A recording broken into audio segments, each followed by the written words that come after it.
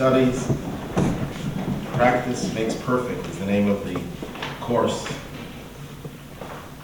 You all know how in modern times we refer to a physician who practices medicine, or a lawyer who practices law.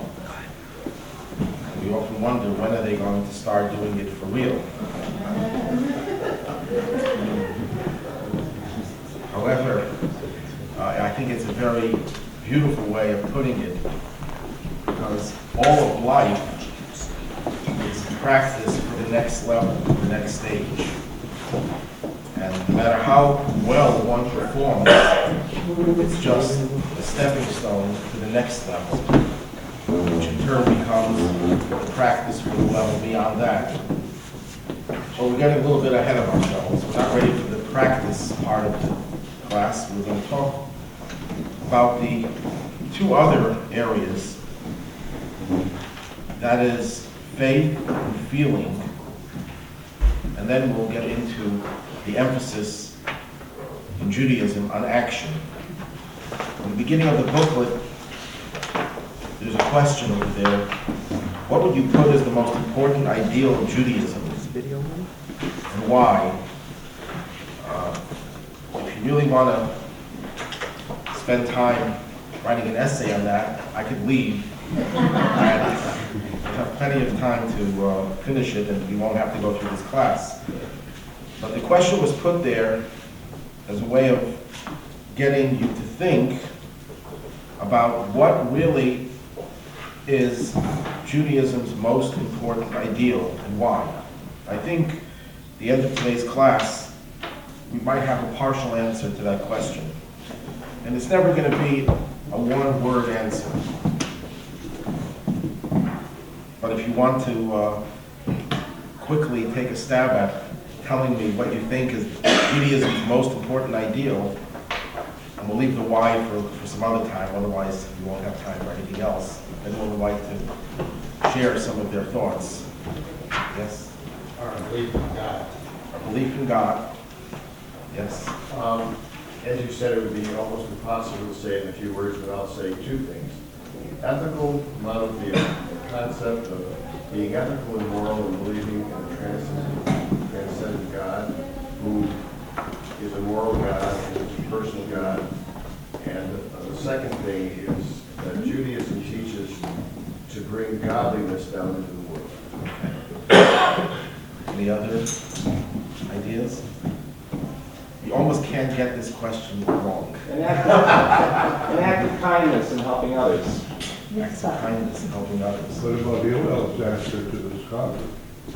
which is, The optimum of which means, you shall love your neighbor and your friend as yourself. okay, so we have all correct answers. It's impossible to really say what is the most important ideal, because I can find probably a dozen sources in Jewish texts that say this is the most important ideal. And it's the same author who writes the 12 different, this is the most important ideal, each time a different ideal. In other words, Judaism doesn't just have one ideal. And the reason why it doesn't have one ideal will become more apparent as we go on today. Today we're focusing on these three: faith, your feelings, and your actions. And there's a general misconception in the Jewish community that Judaism does not focus on or put great emphasis on faith. Judaism, as opposed to other religions, keep faith in the background as a secondary, if not tertiary, ideal. And we certainly don't hear even rabbis talking about the importance of faith. Rabbis will focus mostly on what we can do to make the world a better place, how we could strengthen our community, and all sorts of beautiful and ideal goals that we certainly believe in and aspire to achieve. But faith seems to have been neglected.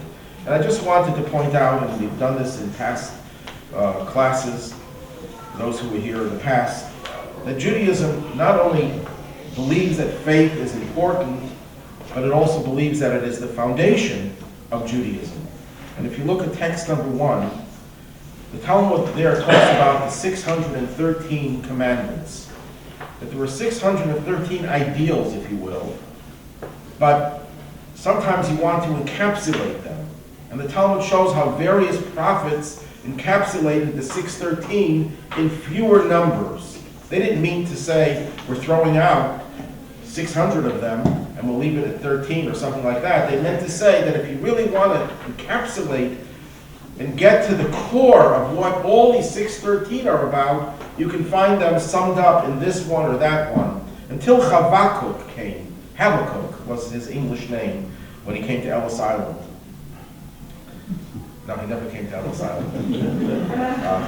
Habakkuk was there in Israel, prophesied about 100 years before the destruction of the first temple.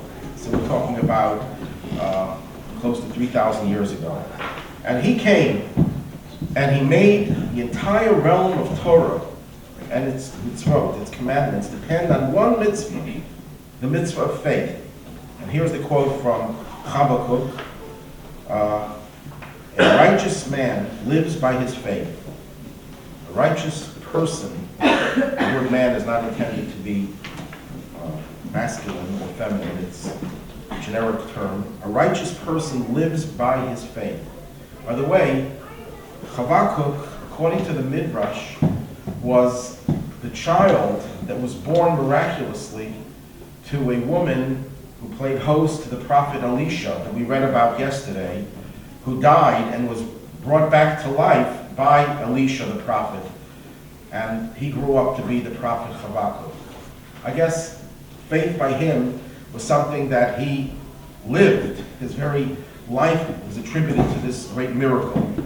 Maybe that's why he emphasized faith, because he experienced it firsthand. Faith is an extremely important part of Judaism.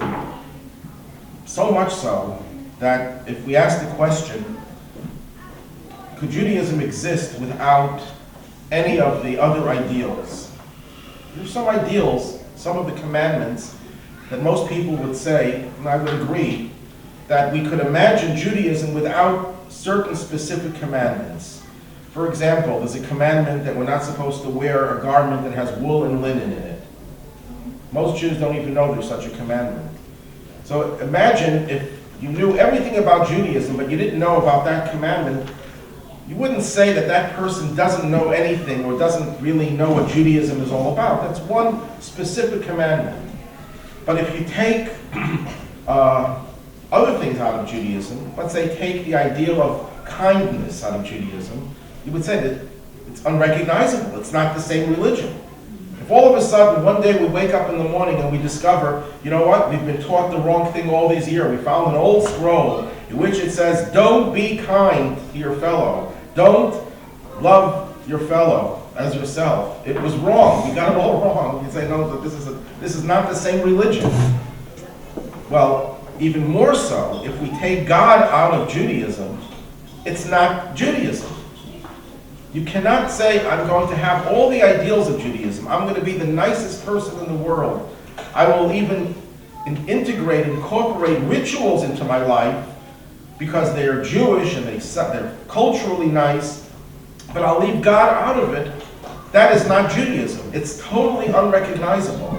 It's as far into Judaism as any ideology whose names I don't want to even mention because they're so evil, that you would say they're antithetical to Judaism because they're out to kill people. Well, to strip God out of Judaism is to completely deconstruct it and destroy it. Maimonides therefore formulated what he calls Yud-Gimel Ikarim, Hebrew word 13 Ikarim. The word Ikar is a Hebrew word that means the essentials or the fundamentals of Judaism. 13 beliefs that revolve around the belief in God. We're not going to go into all those 13. We did a course on those separately. But Maimonides was really essentially saying that Judaism, although it has 613 commandments, and each of those commandments has many offshoots and many derivatives, so there are thousands and thousands of Jewish practices that we can identify as being part of Judaism. There are only 13 fundamental principles, and they are all prefaced by the two words, Ani ma'amin, I believe, be'emunah shlema, with perfect faith. So faith happens to be not just a part of Judaism, not just an important part of Judaism, but it is a fundamental principle of Judaism, the most fundamental principle of Judaism, without which there's no Judaism. Which of course will beg the question, or raise the question, so what about a Jew who doesn't have that faith? Do we write that person off and say, forget about it? We'll get to that later. But faith has a built-in weakness. And this is where the kernel of truth lies as to why Judaism seems to de-emphasize the role of faith. Because look at the number of people in the world today, just to illustrate the point, who are not just people of faith in God, but they will die for their God. And look what they are doing in the name of their God, in the name of faith. So faith really has gotten a very bad reputation because of the number of people who were responsible for the most horrific crimes and are continuing to do those crimes and to advocate them.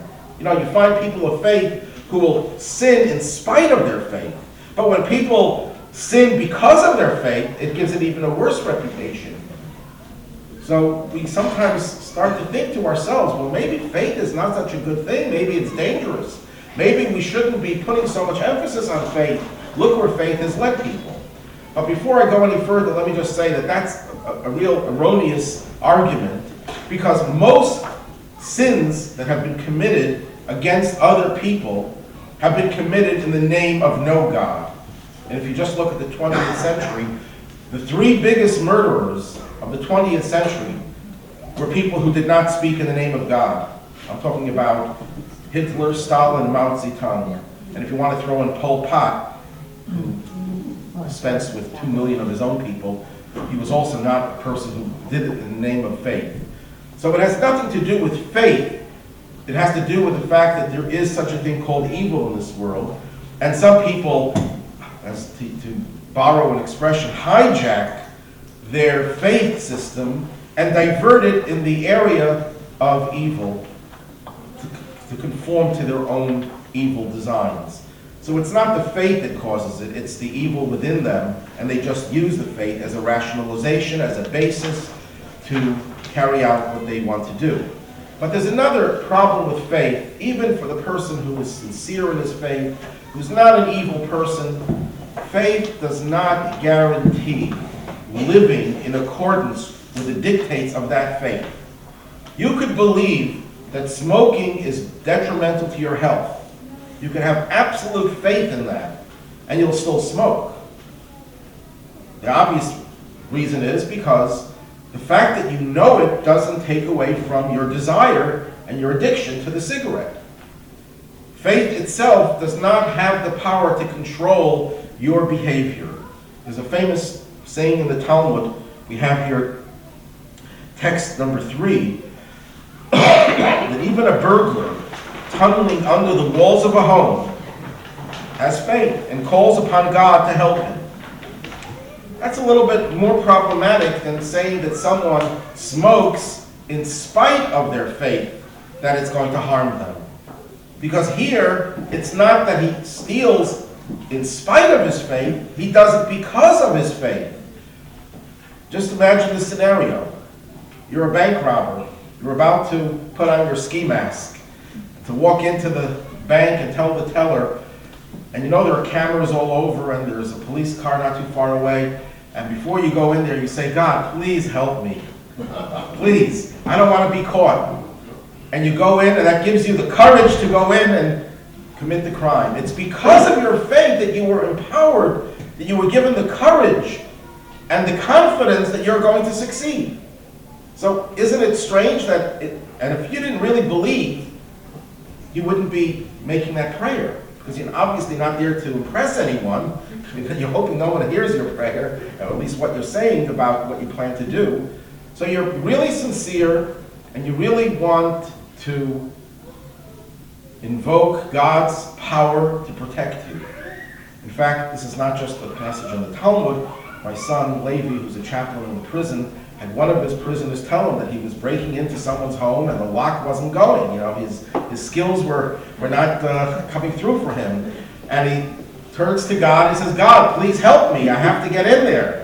And no sooner does he finish his prayer that the lock opens and he gets in there. Obviously, he got caught. Eventually got caught. So you can see how faith could be real faith, and yet you could act completely out of touch with that faith. And the reason given for this is that the human being is made up of different layers.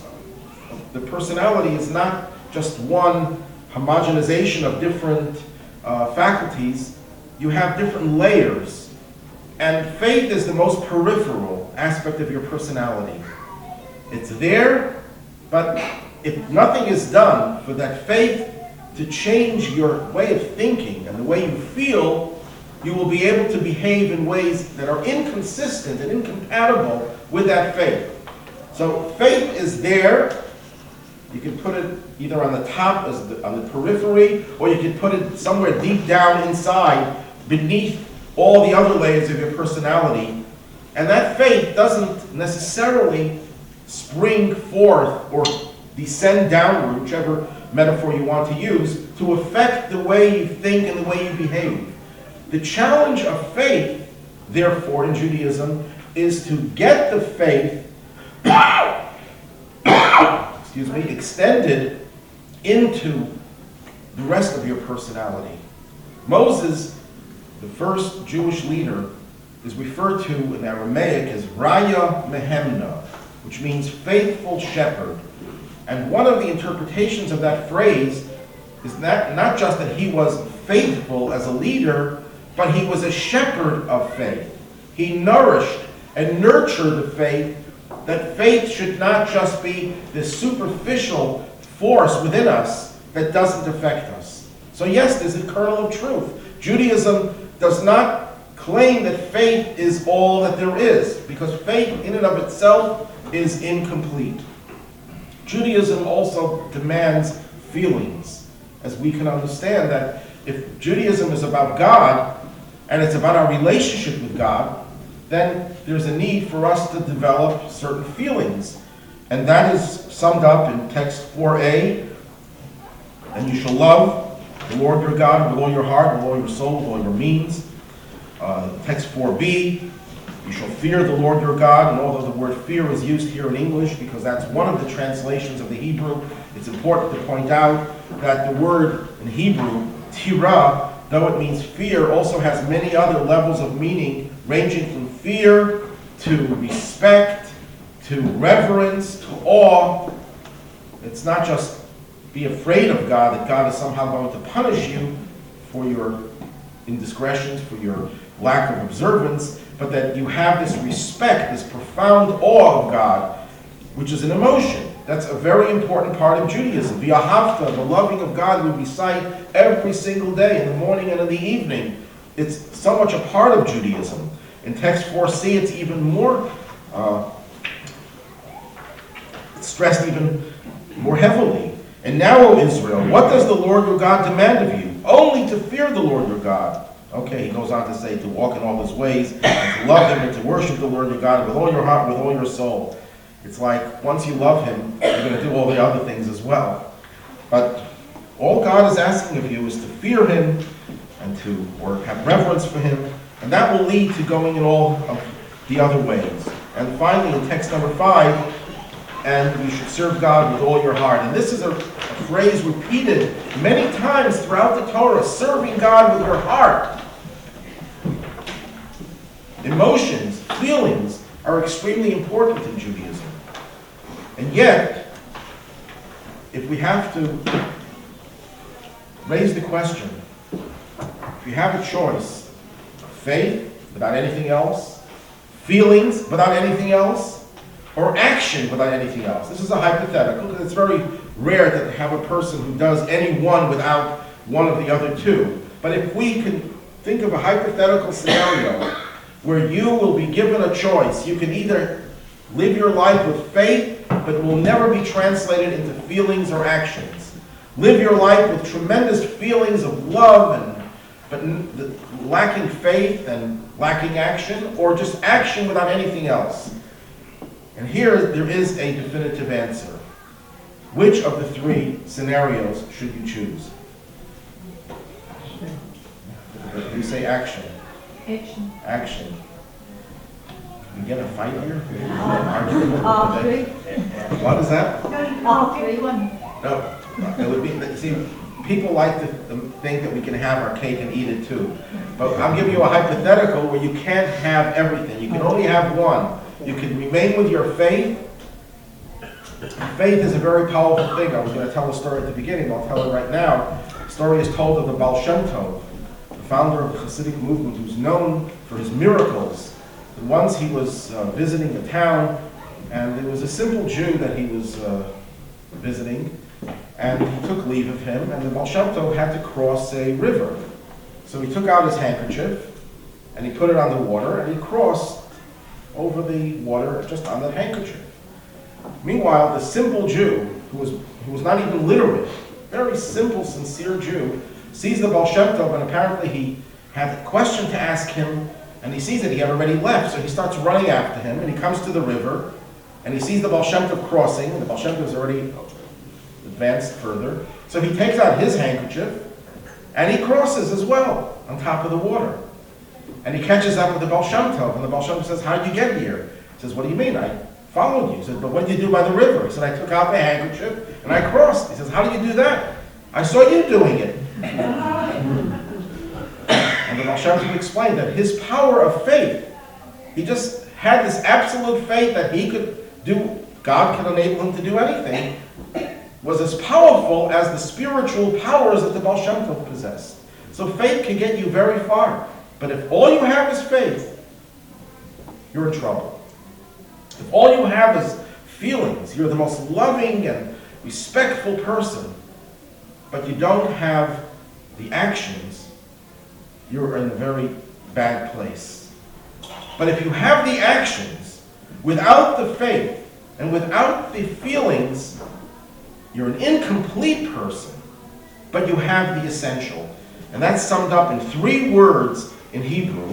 In English, it's 5 words, 6 words.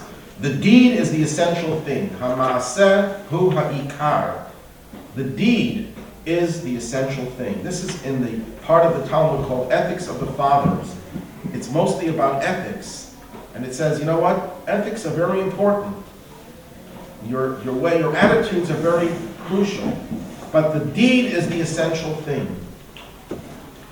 which is going to raise some questions. Number 1, why is a mere ritual act considered so important? In other words, if we're talking about helping someone, someone is starving and you provide that person with food, but you really don't care for the person, you just do it mechanically. You're just a very superficial person. You don't care for that person, but you just give them the food. That's still a mitzvah. You still did the right thing. That's a little bit easier to understand. Or even a more radical example. A person is walking down the street and a $10 bill falls out of your pocket. You don't even know you lost the $10. A poor person comes along, finds the $10, since there's no way he could know who the owner is, takes it, and buys himself a meal instead of going hungry. You get the credit. You have the mitzvah of feeding that poor person. You don't even know that you lost the $10. You don't even know that anyone picked it up to use, but you still get the mitzvah. Now, here, not only was there no feeling, there was not even awareness that there was a mitzvah performed, yet it accrues to your credit. You did the mitzvah. So why is it that a mitzvah could be done without any feeling, without any knowledge even of the mitzvah? But there, we could possibly find a way of explaining it by virtue of the reality that this person was helped. Who cares what your feelings are? You know, one of the reasons given why before we perform a mitzvah, most rituals that we do, we recite a blessing, thanking God for the opportunity to do the mitzvah. But you don't say a blessing before you give charity. Why not?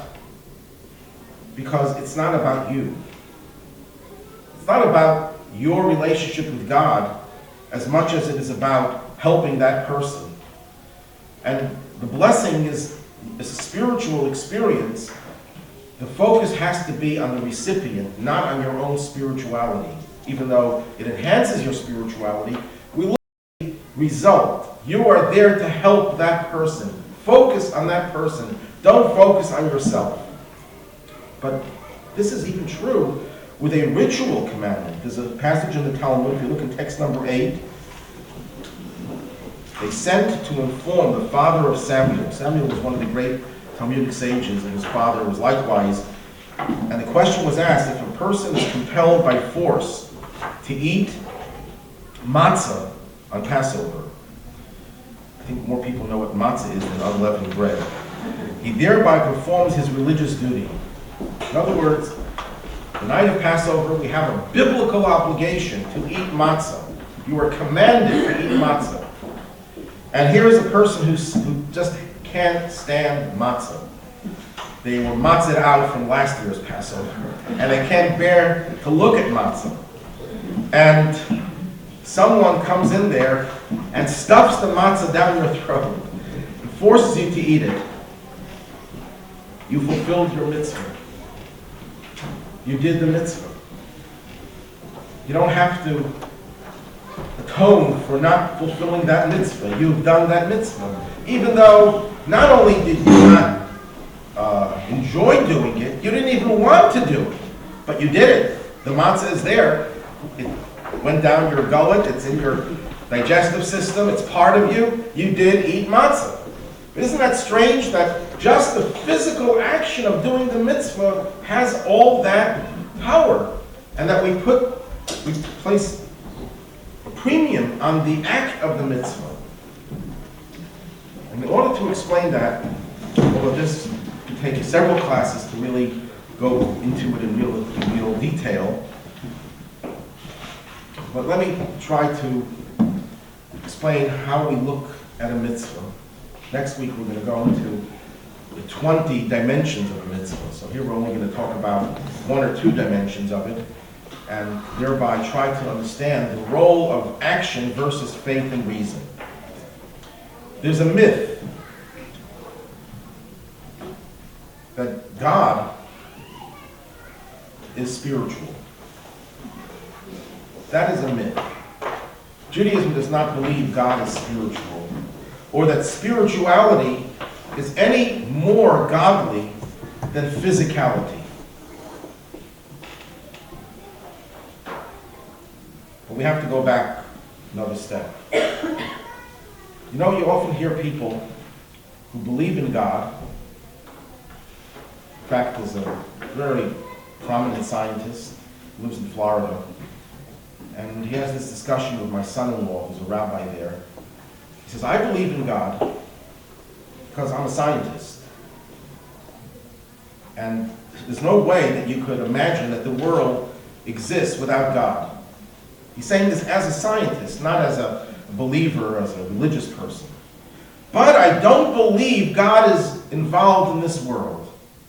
Because isn't it beneath God's dignity, I don't know if he used those words, but something to that effect, that God should meddle in such petty things? To make the question sound even stronger, what are we? Relative to the whole earth, we're like a speck of dust. The Earth relative to the solar system is a speck of dust. Relative to the galaxy, the Milky Way, a speck of dust. Relative to the clusters of galaxies, relative to the universe. I mean, we're nothing. And if God is the creator of the whole universe, that means he's bigger than the universe, why would he care about us insignificant, minuscule? I can't find enough words to describe how insignificant we are relative to such a great God. Why would he care about us? Well, angels, they're spiritual. They rate. They have some more clout, and God really feels more comfortable with angels. But why would he care about us? And that attitude is very, very much responsible for the belief system that we can connect to God only through spiritual means. Meditation, spiritual awareness, and I'm not knocking those things because they are very important in Judaism. But if anyone deludes himself to think that spirituality in and of itself gets you closer to God, has to start thinking, 1 second, why would God care about my meditating 3 hours or 1 hour? How does that rate? You mean the universe is affected whether I raise my hand or I don't raise my hand? Did that change the whole universe? Does anyone in some other galaxy care about what I do if I snap my fingers? It doesn't have any value. So what is my spiritual life valued in relation to something so much infinitely greater than me? That's all based on the erroneous premise that God is somehow so big and so great that he can't relate to something small. Because God is spiritual, and why would he care about something physical and something material? And that's a basic erroneous premise. God is no more spiritual than he is physical. He is no less involved with the physical than he is with the spiritual. To God, nothing rates. If you have an infinite number, just to give you a limited example, you have an infinite number, what value does 1 have to infinity? No value. Well, what about 1 trillion? Does that have any more value in relation to infinity? No. No difference. Relative to infinity, 1 trillion or 1 is the same. There is no such thing. The most astronomical number is the same as the smallest number. Everything rates equally as 0. And that's not real infinity. Real infinity is God. So nothing rates except that which God chooses to rate. Because then it's not the thing in and of itself, it's God's choice. So if God chooses and he says, I like planet Earth, and I like the human beings, and I like for human beings to do X, Y, Z, that gives X, Y, Z infinite value. Then X, Y, Z rates and has value. Nothing else but the X, Y, Z really has value. So everything in this world has value only to the extent that it serves the X, Y, Z of God's will. And everything could relate to the X, Y, Z. So therefore everything acquires meaning. When you're dealing with something absolutely infinite, you can't say it's too petty for him to deal with little things. I mean, I'll give you a very poor example. You know, there are people, very important people, who will never spend time in a kindergarten reading to kids in a kindergarten. They're scientists in a laboratory, they don't even know how to talk to children. But the President of the United States will take off from the schedule and go to a kindergarten and read a kindergarten book to a kindergarten child. Are you going to say the President is less important in the context of our system than that professor? No, he's the most important person in the country. But because he's so important, it's not petty for him to read to a kindergarten child. Because of his greatness, he can relate to everyone, and he's required to relate to everyone. That's his job. The greater you are, the more There is no difference between the higher level and the lower level. If God was finite, then there'd be a difference between spirituality and physicality. Physicality is more distant, you could say, from a finite spiritual source.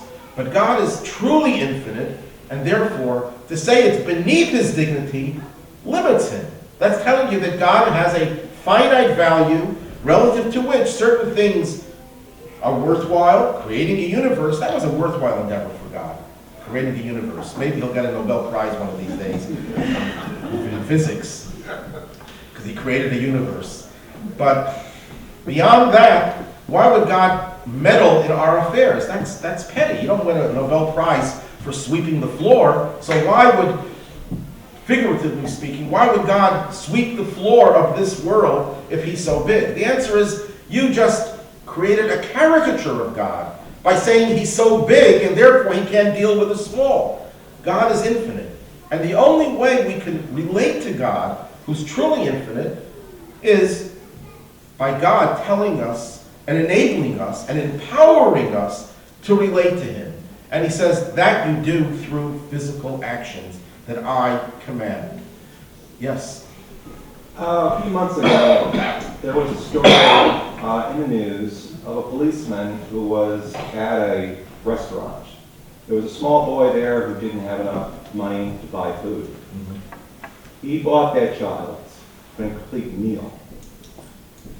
A mitzvah if I ever saw one. Absolutely. He then went into his police car, and 5 minutes later, someone blew his brains out. Okay? Yeah. Now, when I see things like this happen, and see it all the time, how do you have faith? Well, you should have asked the question when we spoke about faith. Now we're into the next level. I'm going to give you a very brief answer because we could spend the next few years talking about it.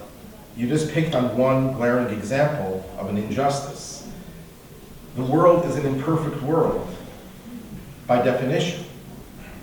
Now, I once heard the argument by scientists, and parenthetically, every person who's brilliant in a certain field is not necessarily smart in any other field. Some people are smart in many fields, but I've seen the most brilliant scientists, when they talk theology, sound like nursery school kids. And this was a scientist argument. How could you say that there's a God if the world is imperfect? Well, whoever said that the world was perfect, because God is perfect. The Torah says God created an imperfect world for us to perfect. So there are imperfections. That is the basis of faith, in Judaism at least, that God created us because he gave us a purpose. He didn't create us just that we should believe in him, because then he didn't need to create us. He created us so that we take the world in which we live and we make it perfect. How do we make it perfect? That's where all the commandments come in. There are direct ways.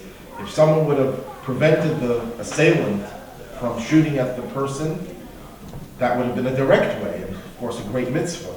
There are indirect ways through bringing more good into this world, through education. By educating people to be moral, maybe that person would have desisted from shooting the policeman.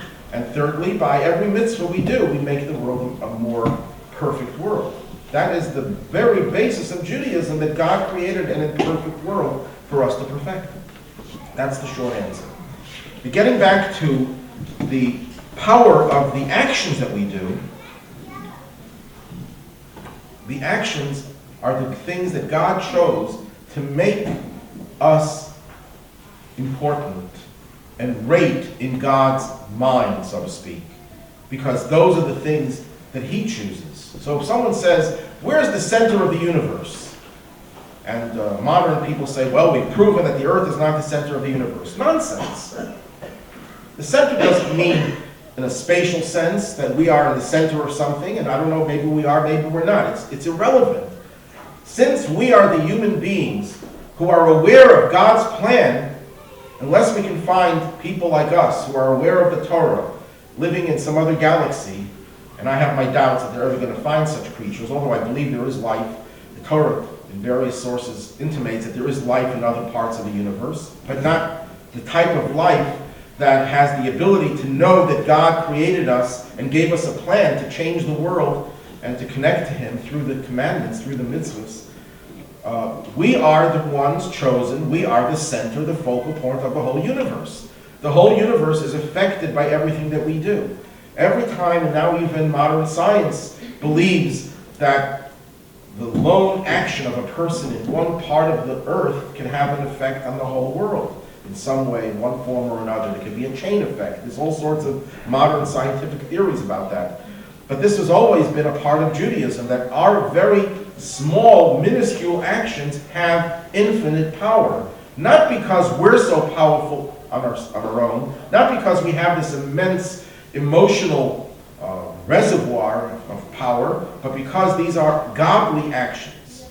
So now the question turns itself on its head. Then why do we need feelings? Why aren't actions just enough? Why don't we just tell people, do good, forget about feeling good, forget about faith, just do the right things?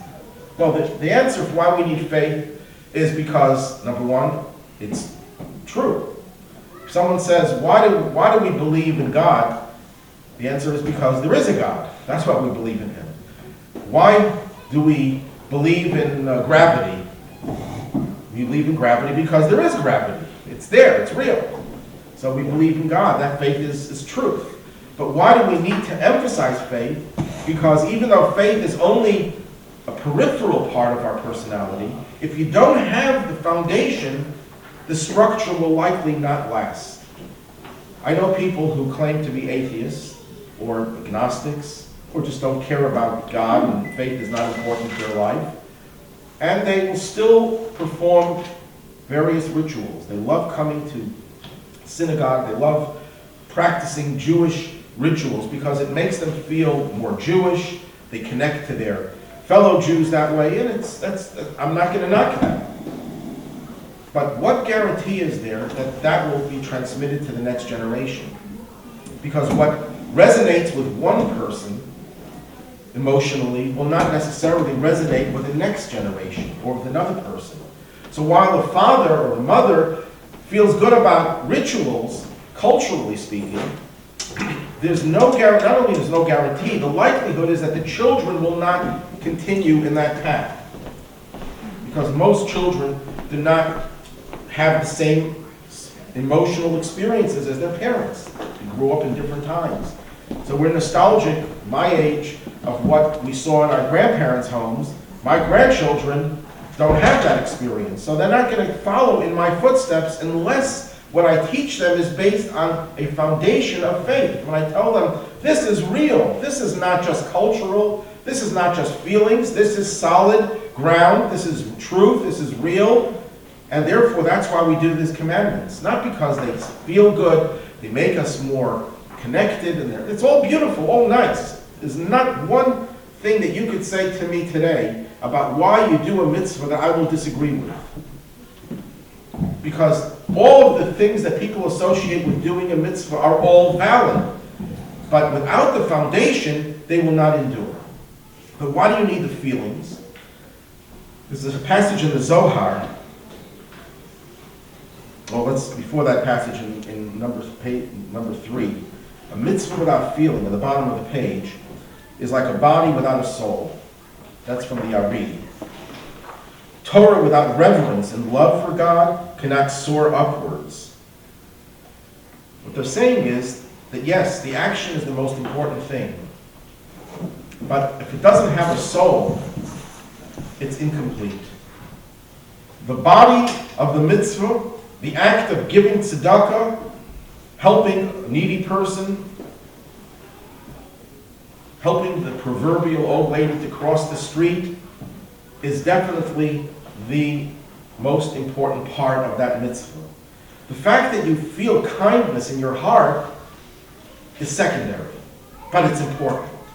Because if you do it without that feeling, number one, who knows how long your actions will continue. You might get bored and tired of doing good things because you know you have to do them. So the feelings is really what motivate you, but it's more than that. And in order to understand that, we have another premise that we're going to discuss more the next 2 weeks. When God created the world, this is a very famous quote from the Midrash, he had a plan. His plan was to create a palace, so to speak, in which he will take residence when it's finished. But he doesn't build the palace, we build the palace. God is the one who will take residence with us. But we have to build the palace brick by brick, which we do by performing a mitzvah. Every mitzvah we do makes that palace one step closer to becoming the most exquisitely beautiful structure by the divine architect. We have some great architects here, but God is the ultimate architect, and he tells us that his master plan is the Torah. That is the plan, the blueprint for creation. And he gives us, we're the construction workers, we are the builders, we are the plumbers, we are the electricians. We are the ones who make that palace, who implement the architect's plan into reality, translate a blueprint into a real palace. So we finish building this palace, and the king decides, okay, I'd like to move in. And he walks in, and he bumps his head into something because it's dark. We forgot to turn the lights on. We forgot to include the electricity or anything else that would help illuminate the palace. So the palace is the most beautiful structure in existence, but it's dark. There's no light there. That's not the type of palace the king will want to move into. But it has everything, it has all the amenities, even has a bar, but it doesn't have light. Well, that's a metaphor. The mitzvahs we do, when you help that lady cross the street, that's a brick into the structure of the palace. When you give tzedakah, that's another brick. When you put on tefillin, you light a Shabbos candle, you keep kosher. I can go through all 613 mitzvahs if I remember that, but you wouldn't want to sit here for that long. But any mitzvah you do, it's another brick in that palace. But what about the light? That you generate through your feelings. When you do a mitzvah perfunctorily, mechanically, because you have to do it, that's another brick. It's great. You're getting the palace closer to its completion. You're making the world a better world. But it's a dark world without your feelings. That's why Judaism puts tremendous emphasis not just on the action, not just on the faith, which is the foundation, but also on the lighting. It should be a radiant mitzvah. You do it with love. You do it with reverence. You do it with excitement, with joy. Then you created a complete structure, a complete palace. And that's why Judaism says, yes, absolutely, the deed is the essential thing, but don't stop there. Don't stop there, because it'll be a lifeless act. It won't have the light, the energy in it, though it will be ideal and great, better than having the light and no building. What happens if you put in all the electricity, but you forgot to put in the walls? I think that would be even a much more negative situation. So the mitzvah is the act, the feelings are the light, the faith is the foundation. And that's the end of the booklet. So, any questions? Yes. Yes. As we believe in God, are we allowed to question God? I'll give you an example. If somebody is unfortunately diagnosed with a terrible disease, and God, why me? Why did you do that? And they have perhaps some bitter feelings. I don't think we are allowed to question God. It depends what you mean by questioning God. There's questioning and there's doubting. Questioning Abraham, we just read yesterday, God tells Abraham, I'm going to destroy the cities of Sodom and Gomorrah. And Abraham says to God, God, how could you do that?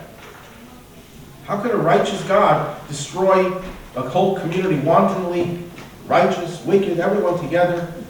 How could you do a thing like that? Abraham, Rashi uses an expression, started to wage war with God. He was ready to argue with God as if he was arguing with another human being. But after that, Abraham prays to God. It reminds me of the famous story, I think Elie Wiesel tells a story, that during the Holocaust, a group of Jews got together in the synagogue to put God on trial. And they had a rabbinical court, and they presented all the evidence against God, and they ruled in favor of the people against God. As soon as they finished the court case, convicting God of whatever it is that he was responsible for, they said, okay, let's daven mincha now. Now it's time for the afternoon service. That's the Jewish way of questioning. You argue with God not because you doubt his existence, but because you have such profound faith in him that you can argue with him. I can't argue with an imaginary person. If I imagine someone standing here and I start a discussion, an argument, that means that I might have to be taken away because something is wrong. If I argue with you, that means I know you're here. I'm acknowledging your existence. So arguing and questioning God is not a lack of faith, it's an affirmation of faith in God. Not only that he exists, but that he's responsible. Not only that he's responsible, but he's capable of changing things or preventing them from happening. Otherwise, what's the argument?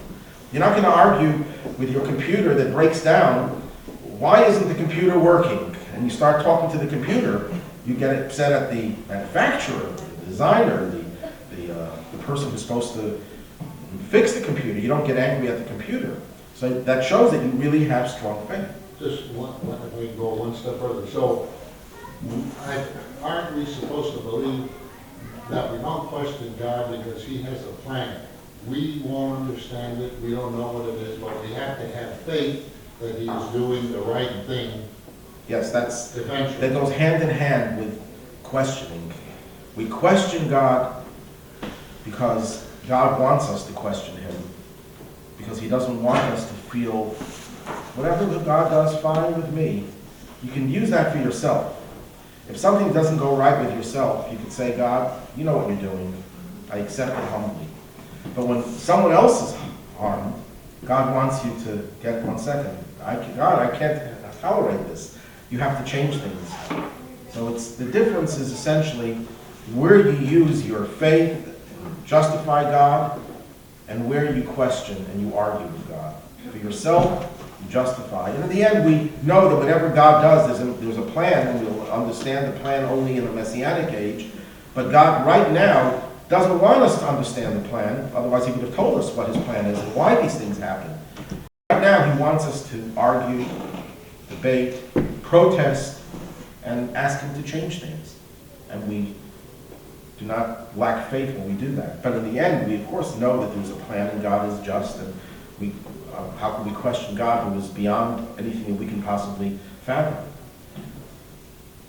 I just wanted to make a comment on Harvey's question, is that if Abraham, I won't use the word argue, but argued with God, if you will, in Sodom and Gomorrah, certainly Moshe argued with God, because when he said he's going to destroy them, Moses really argued with God and said, if you do this, help me out. Don't, so he really argued. But he's not the only one. I mean, Abraham, Moses, and throughout Jewish history, the greatest people of faith argued with God. Even the word Israel means struggle, which is different than Islam, which means to surrender. We don't surrender.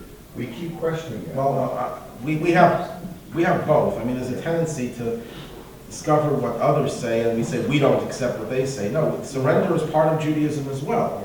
There's both. We have surrender. There are times for us to surrender and accept God's judgment, and there's sometimes when we have to argue with God. Judaism is not just one stance. It's multi-level.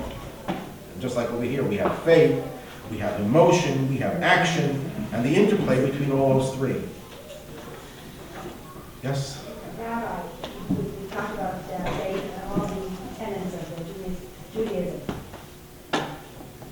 And as you were talking, I'm thinking to myself, but doesn't that apply, all these tenets apply to Christianity, Catholicism? I mean, they also preach faith and do good and all that.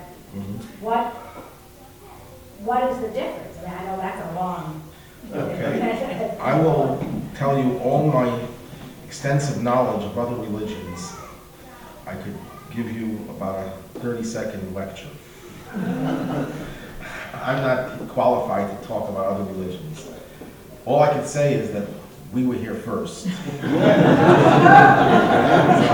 Talking about getting credit, if they have similar ideals, they got it from us. But the little knowledge I do have of other religions is they do not put the same emphasis on action that Judaism does. They put a lot more emphasis on faith relative to action, although they do put a lot of emphasis on action. They do a lot of good things, and look at all the Catholic hospitals and Catholic charities and things like that. And so does every religion, even the least popular religion these days can take a lot of credit for a lot of good that they do.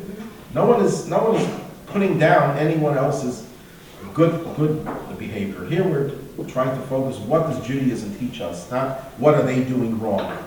We're talking about what we're doing right, or what we believe in. And we believe, and I think we are probably the pioneers in this regard, that action is the most important thing, but we have to fuse that action with feeling, and it should be based on the foundation of faith.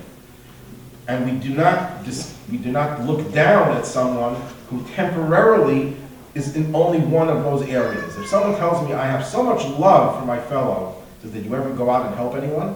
I can't get out of the house, but I really love my fellow. So there are two ways I could react to that person. You're a hypocrite. You're full of hot air. You don't really mean anything. Or I could say, you know what? That's beautiful. That's wonderful that you have those feelings. Now act on them. So there are two ways you could look at that. And we're not here to knock a person who does one of those three. We're here just to demonstrate that you need all three. But if you have a choice, the action is the most important thing. You wake up in the morning and you don't feel like doing anything. You don't have the faith, you don't have the feeling. Go out and do a mitzvah. Forget about your feelings and your faith. Just do it. The feelings will come later. The faith will come later. Guaranteed. Yes, one more question. I'll take a little break. Rabbi, the 613 mitzvahs are quite specific. Does it cover everything in a changing world? In a changing world. Does it cover Can you give me an example where it wouldn't? I don't know. If you go to the moon, for instance, in the future, will it cover something like that? Absolutely. There's been much discussion on this. Tragically, the Israeli astronaut perished. But when he went up to space, he consulted with rabbis about certain aspects of Jewish law. When do you keep the Sabbath? Every 90 minutes, you're orbiting here. Do you keep the Sabbath every 7 periods of 90 minutes? Or do you have to keep the Sabbath? There's no Sabbath, perhaps, on the moon.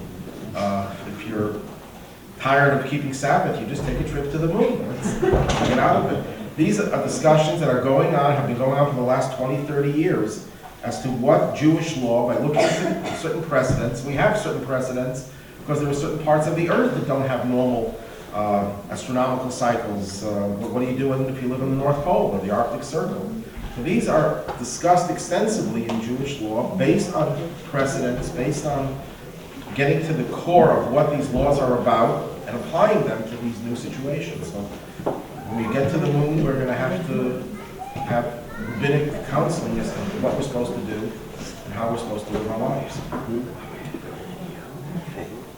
Okay, thank you very much. Okay. Right, next class.